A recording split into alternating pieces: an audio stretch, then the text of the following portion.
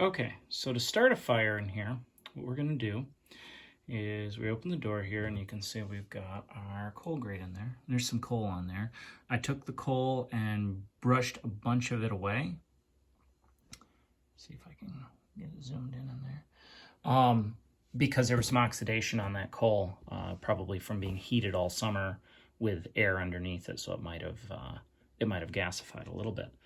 So the first thing we do is we push all the excess coal off, and I like to run the fan motor just to blow any ash out of the hole. So I turn the switch to coal, and then I take this screw or this adjustment here and run it over to high for a second.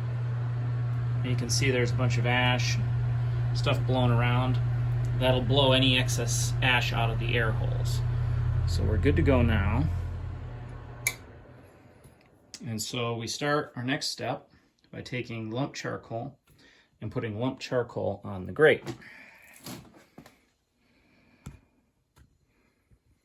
I realize this isn't the best picture. We want to use average size pieces like this.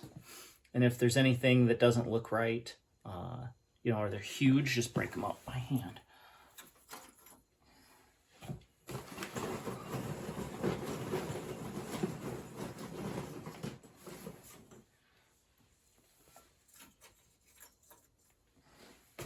And I usually use maybe 3 handfuls, about this size.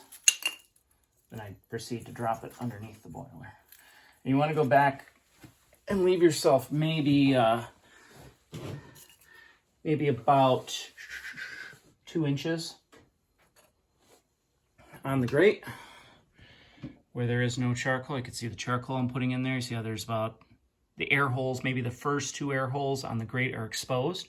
You want that because if you don't have that, it's going to, when you start the stoker, it's just going to push the charcoal, the lit charcoal off the end. And so it's not going to light the way you want it to.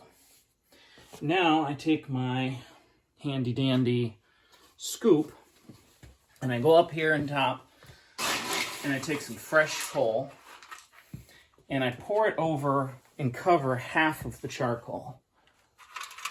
All right. And you only want to do half the charcoal. You want the charcoal to light without having coal on top of it, because the anthracite will spark and spit. So we do it this way. And that way you can get the anthracite burning and not have to worry about having the anthracite, you can get the charcoal going but not have the anthracite spitting at you. So the next step is we take our handy dandy torch and we affix, it's just a thread, and we put our propane can on our torch like that. And there we go. We will now go ahead, you can see in here, and we will light the charcoal. You see how it's spitting on us like this?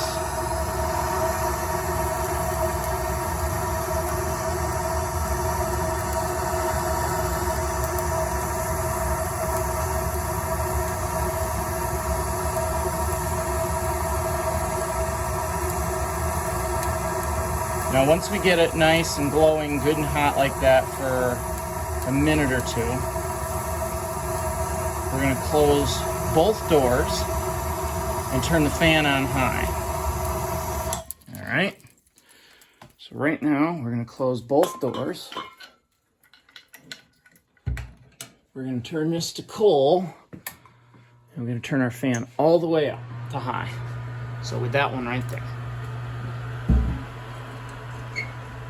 All right, so both doors are closed, and we can peek in here, and you can see how it's spitting and sparking. That's why we want both doors to be closed, because it's going to do that. having the blower on high will get all of the charcoal going. You know, it feeds it like a charcoal fire, and then it's going to burn back on that area that we partially covered with anthracite, and by partially covering with anthracite, we get the fire going underneath. That fire catches the anthracite, and then away she goes. Now that's the basic steps. We're going to make another adjustment here once it gets going, but we can't make that adjustment with our damper and our manometer until the burner's going at full capacity. So for now, we're just going to wait.